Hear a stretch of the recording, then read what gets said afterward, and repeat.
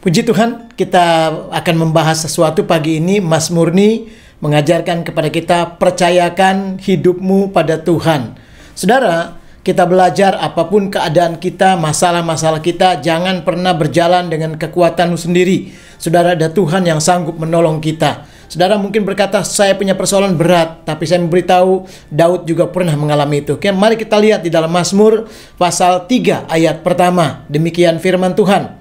Mazmur Daud ketika ia lari dari Absalom anaknya. Bapak Ibu Saudara, ini cerita mengenai pemberontakan yang dilakukan oleh Absalom. Absalom ingin menaiki takhta, menggantikan ayahnya, tapi ayahnya Daud masih hidup. Saudara, dia ingin mengkudeta. Dia mulai dengan kesepakatan jahat dengan setiap pengikut-pengikutnya yang berontak juga untuk menggulingkan pemerintahan Daud. Saudara, apa yang terjadi pada waktu itu? Saudara, rancangan yang besar dilaksanakan. Daud terancam, saudara. Daud akan lari dan semua pengikut-pengikut yang setia dengan Daud juga akan menghindar mengikuti kemana Daud pergi. Tetapi terjadi pemisahan. Kalau kita perhatikan dalam 2 Samuel 15 ayat yang ke-25.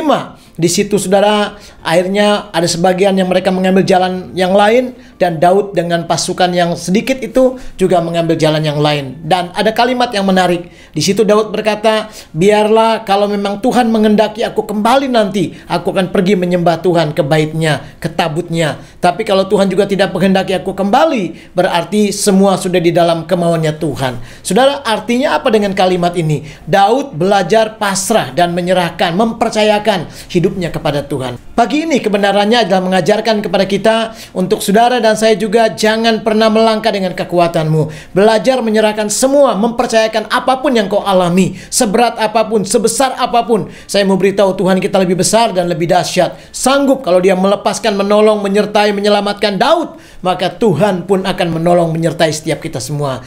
Nah, saudara, bagaimana caranya kita mempercayakan kepada Tuhan? Ada 2 hal kalau kita baca di dalam Mazmur pasal 94 ayat yang ke-9. Mari kita lihat Mazmur 94 ayat yang ke-9. Di sana dikatakan firman Tuhan demikian, Dia yang menanam telinga, masakan tidak mendengar? Dia yang membentuk mata, masakan tidak memandang? Saudara, berarti kalau kita mempercayakan hidup kita kepada Tuhan, 2 hal yang perlu kita lakukan. Yang pertama adalah belajar untuk selalu percaya bahwa Tuhan itu mendengarkan. Saudara, ketika engkau belajar mempercayakan hidupmu kepada Tuhan, berdoa, berseru, saudara. Karena apa? Tuhan mendengar. Mazmur 94 ayat 9 tadi yang saya bacakan, bahwa masakan ia yang menciptakan telinga tidak mendengar, dan ia yang menciptakan mata masakan tidak melihat. Artinya Tuhan itu mendengar. Jadi kalau engkau dalam pergumulan, dalam masalah, dalam apapun yang kau alami hari ini, mungkin ada ketakutan, ada hal-hal yang rasanya khawatir, cemas, rasanya nggak ada yang bisa menolong kita, habis hidup kita. Saya percaya waktu engkau belajar menyerahkan kepada Tuhan, datang, berseru, saudara. Caranya berseru, berdoa, memohon kepada Tuhan. Saya percaya Tuhan mendengar. Tidak hanya mendengar, tetapi di dalam Mazmur 102 ayat yang ke-21, firman Tuhan berkata bahwa Tuhan tidak hanya mendengar, tetapi Dia melihat kita semua. Saya akan bacakan ayatnya. Dikatakan demikian, saudara, Mazmur 102 ayat 21. Dan Dia akan mendengarkan doa orang tahanan. Ia membebaskan orang yang akan dihukum mati. Saudara perhatikan, Dia mendengar doa orang-orang yang tertahan. Saudara, mungkin engkau juga seperti orang tawanan. Rasanya nggak ada yang bisa menolong kita. Semua serba terikat. Kita nggak bebas, nggak leluasa. Dalam ekonomi, dalam keadaan-keadaan bisnis kita, dalam keadaan kesehatan kita, dalam pelayanan kita. Tapi percayalah, kabar baiknya adalah Tuhan akan membebaskan engkau. Orang-orang yang sepertinya mau dihukum mati, yang sudah ditentukan hukum mati, Tuhan tidak akan biarkan engkau mati. Karena rancangan Tuhan bukanlah kecelakaan, tapi hari depan yang penuh harapan. Datang berseru kepada Tuhan. Saya percaya jalan keluar engkau akan terima, dan engkau akan lihat hari ini hari yang dahsyat, hari penuh kemenangan. Yang kedua, saudara, adalah bagaimana caranya kita mempercayakan diri kepada Tuhan. Lalu kita melihat Mazmur 94 ayat 9 tadi. Yang kedua adalah kita sadar bahwa Tuhan itu melihat. Jadi saudara, Tuhan melihatmu. Saudara, yang kedua, kalau Tuhan melihat kita, Saudara jangan pernah takut. Dia tidak hanya nonton.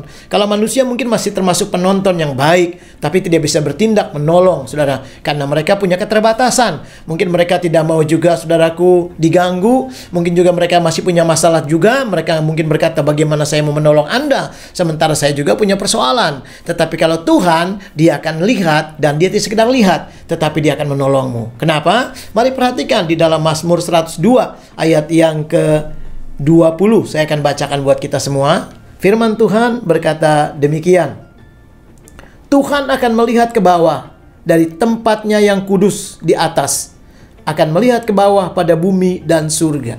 Tuhan akan melihat ke bawah dari tempatnya yang katanya kudus di atas. Dia melihat apa yang sedang kau alami. Dia melihat keluargamu. Dia melihat keadaan bisnismu. Dia melihat keadaan penyakitmu. Dia melihat keadaan beban-bebanmu. Dia melihat keadaan pribadimu yang tidak dalam keadaan saudara seorang pun yang menolong kita. Tetapi Tuhan tidak sekedar melihat. Dari surga akan datang pertolongan. Dari surga tahta yang kudus akan turun kuasanya, menolong, menyelesaikan masalahmu. Karena dia Tuhan, Tuhan yang hebat. Sebab itu saudara, hari ini percayakan hidupmu kepada Tuhan. Yakinlah sepanjang hari ini engkau melihat bahwa Tuhan tidak pernah permalukan. Engkau akan keluar sebagai orang-orang yang selalu melihat kemenangan, dan berkat Tuhan selalu bersama-sama kita. Diberkati Tuhan hari ini Bapak Ibu Saudara, karena Tuhan mengasihi kita semua.